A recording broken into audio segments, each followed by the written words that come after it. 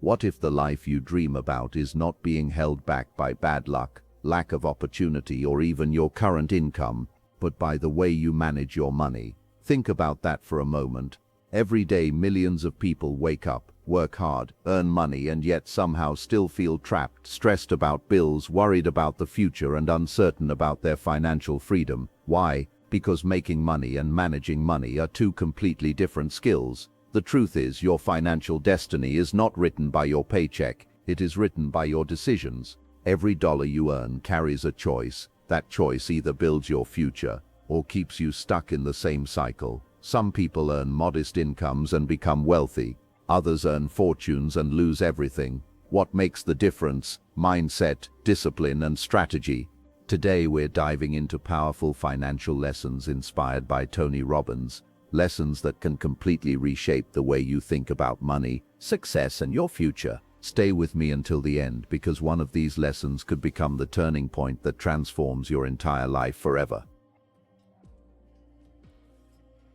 Lesson 1. Master your money before you multiply it. The foundational myth of modern personal finance is the belief that a higher salary is the universal solvent for all economic woes. We are conditioned to believe that if we could just bridge the gap between our current earnings and that magic number in our heads, our anxieties would evaporate.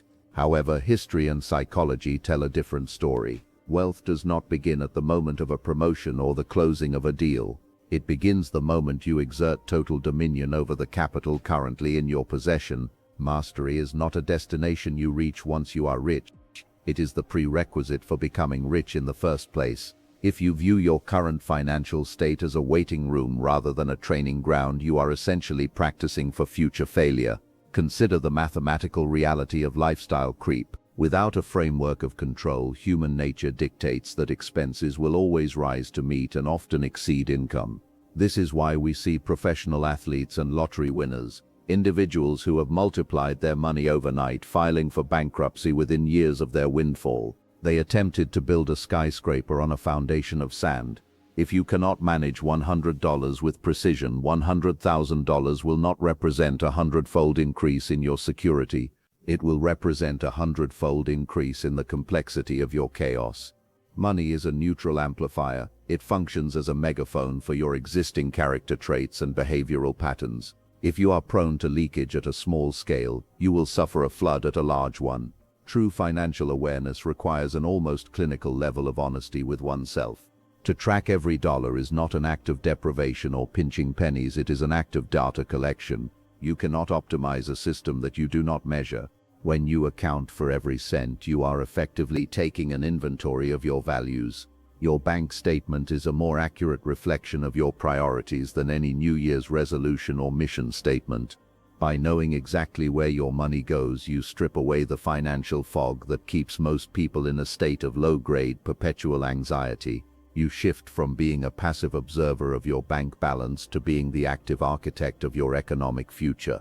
Creating a plan for every paycheck, often called zero-based budgeting, is the ultimate exercise in financial power. It is the process of giving every dollar a job before it has the chance to wander off and get lost. This level of intentionality transforms money from a source of stress into a tool of utility. When you direct your capital with purpose, you eliminate the accidental spending that erodes the wealth of the middle class. You begin to see that financial discipline isn't about saying no to things you want, it's about saying yes to the things you want most. It is the realization that the discipline of the present is the only reliable bridge to the freedom of the future. Ultimately, the relationship you have with your money today is the blueprint for the relationship you will have with your millions tomorrow.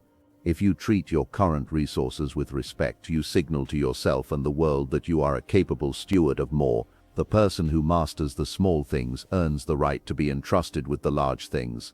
Remember, the objective isn't just to have more money, but to become the kind of person who knows what to do with it. What you do with your money, the habits, the systems, the philosophy, matters infinitely more than the raw number on the paycheck. Lesson 2. Spend with purpose, not emotion.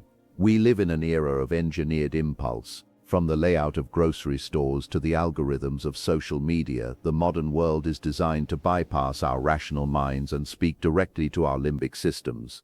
Most consumption in the 21st century is not driven by biological necessity or even genuine utility. It is driven by an emotional void. We use commerce as a form of self-medication. When we feel the sting of a bad day at work, the hollow ache of loneliness, or the sharp jab of insecurity, we look for a quick hit of dopamine in the form of a purchase. This is the retail therapy trap, a cycle where we spend money we haven't earned to buy things we don't need to impress people we don't even like. The danger of emotional spending lies in its temporary nature. The high of a new acquisition usually lasts until the receipt is printed, or at most until the item is brought home and the novelty wears off. However, the financial repercussions are enduring. When you spend out of emotion, you are essentially trading your long-term security for a fleeting moment of distraction. You are sacrificing your future freedom for a temporary fix of your current mood. Successful individuals recognize this trap and implement emotional firewalls. They understand that if they are buying something because they are bored, stressed, or angry, they aren't actually buying a product, they are trying to buy a feeling, and the market is a very expensive place to look for happiness. Every purchase carries a hidden cost that far exceeds its sticker price, the opportunity cost. If you spend $1,000 on a designer bag to soothe an insecurity, the cost isn't just $1,000. It is the $1,000 plus the decades of compounded growth that money could have earned in a productive asset. It is the months of retirement you just traded away. It is the business you didn't start or the peace of mind you didn't secure. When you start viewing purchases through the lens of "what am I giving up for this?" the calculus of spending changes entirely. You stop seeing objects and start seeing the time and energy they represent. To spend with purpose is to align your capital with your core values. It requires a pause, a moment of reflection between the impulse and the action. Before you pull out your wallet, you must ask, does this purchase serve my long-term vision, or is it a distraction? This question is a powerful tool for recalibrating your financial trajectory. If the answer is that the purchase is merely a salve for a temporary emotion, the correct action is to address the emotion directly rather than throwing money at it. Go for a walk, call a friend, or meditate. When you decouple your feelings from your finances, you regain a level of control that most people never experience. Mastering your spending is not about becoming a miser, it is about becoming a strategist. It is about ensuring that every dollar leaving your hand is on a mission to improve your life in a meaningful, lasting way. When you control your emotions, you break the chains of consumerism. You stop being a puppet to the marketing machines and start being the master of your own destiny. This emotional maturity is the silent engine behind all great fortunes. It allows you to stay focused on the horizon while others are distracted by the shiny objects on the side of the road. Lesson 3. Pay yourself first. The standard approach to personal finance is a recipe for lifelong servitude. Earn money, pay the landlord, pay the utility company, pay the grocery store, pay the government, and then if there is anything left, save it. The problem with this model is that anything left is almost always zero. Life has a way of expanding to consume all available resources.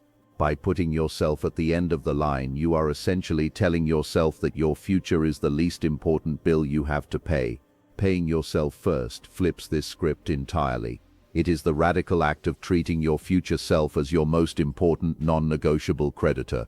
When you pay yourself first, you take a percentage of your income, whether it's 10%, 20%, or even 1% to start, and you move it into a dedicated account the moment your paycheck arrives. You do this before a single bill is settled or a single coffee is bought. This isn't just a financial tactic, it's a psychological shift. It reinforces the belief that you are working for yourself, not just for the benefit of your creditors and service providers.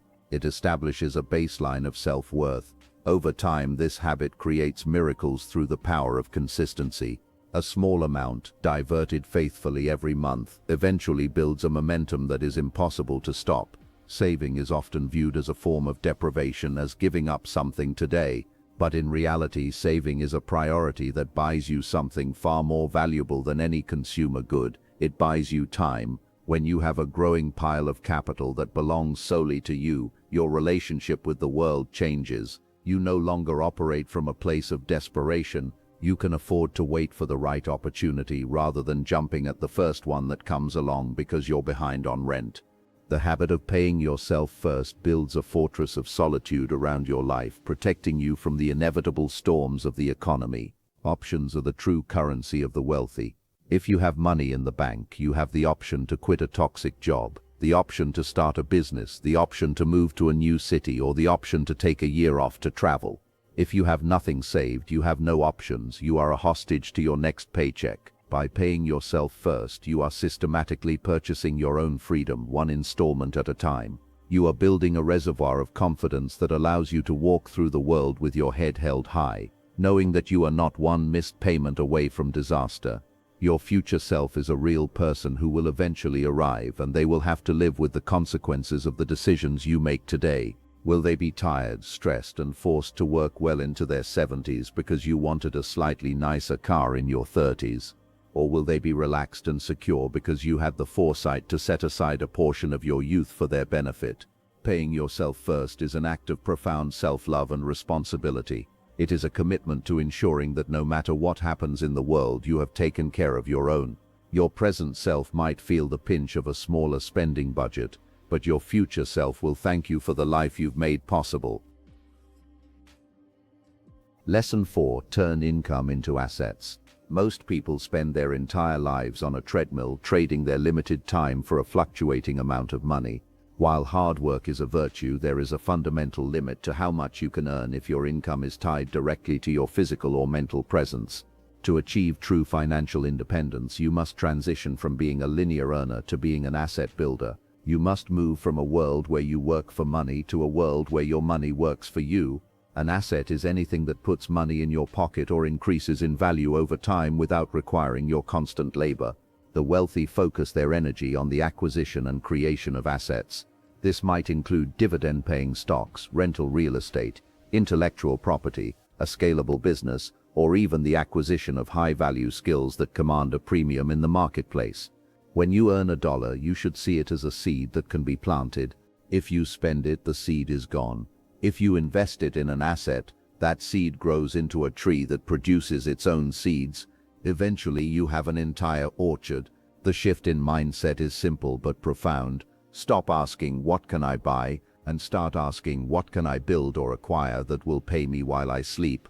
Every asset you acquire is like a soldier you've recruited to fight on your behalf in the war for financial freedom.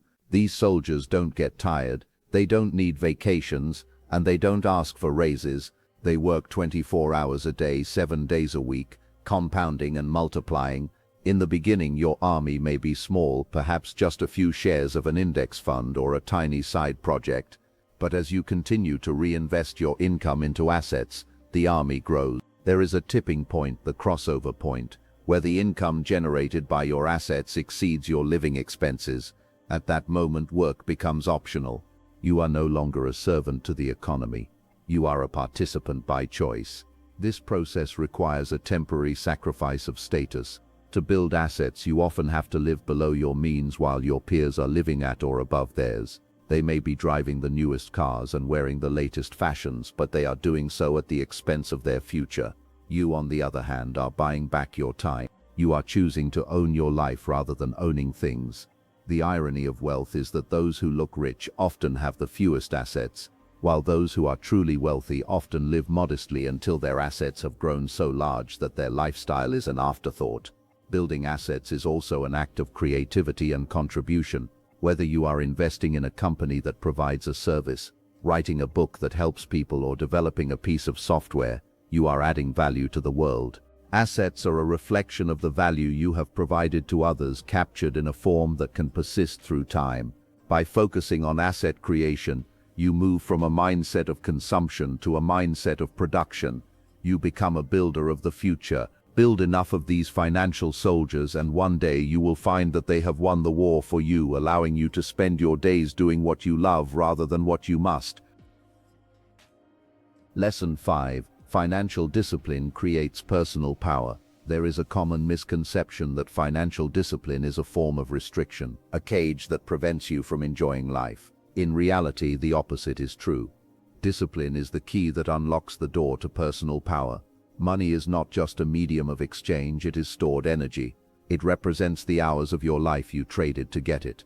When you treat that energy with respect and discipline, you retain your power. When you are careless with it, you leak power to everyone else. A disciplined person is a person who cannot be easily manipulated by circumstances or by others. The psychological benefits of financial discipline are immediate and profound. When you have a budget, an emergency fund, and a plan for the future, your background anxiety begins to dissipate. You sleep better because you are prepared for the what-ifs of life.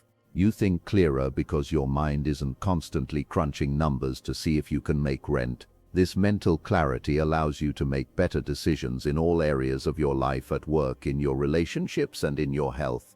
You stop operating from a lizard brain state of fight or flight and start operating from your prefrontal cortex, the seat of wisdom and long-term planning. Financial discipline also gives you the courage of the capital. It allows you to take smarter, more calculated risks.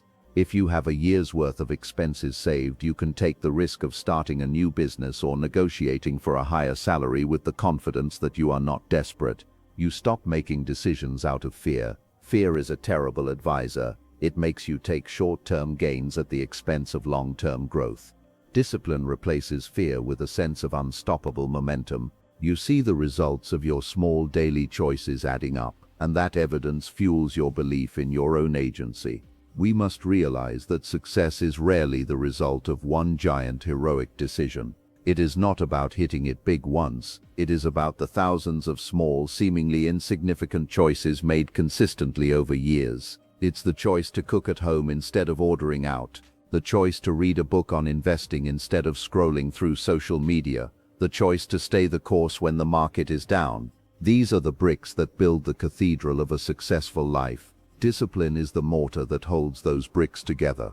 Without it, even the most brilliant strategy will eventually crumble. Ultimately, financial discipline is about self-mastery. It is the ability to subordinate your current impulses to your future goals. When you prove to yourself that you can control your money, you prove that you can control yourself. And a person who can control themselves can achieve almost anything. Money becomes a tool that serves you rather than a master that drives you. It provides the freedom to live life on your own terms, to give generously to causes you care about, and to leave a legacy that lasts. Financial discipline isn't about the money. It's about the person you become in the process of mastering it. At the end of the day, your financial future is not controlled by the economy, your job, your background, or your circumstances. It is controlled by you. Every financial decision you make is shaping the person you are becoming. Every dollar saved builds confidence. Every smart investment builds security. Every act of discipline builds power. The truth is, financial freedom is not reserved for the lucky. It belongs to the committed. It belongs to those who choose long-term vision over short-term comfort. You don't need to be perfect. You don't need to start with millions. You just need to start. Start tracking your spending. Start controlling your habits. Start investing in your future. Start believing that your destiny can change, because when you control your finances, you control your choices. When you control your choices, you control your direction. And when you control your direction, you transform your destiny. The life you want is not as far away as it seems. It may simply be waiting on better financial decisions. Your future is watching what you do today. Make it proud.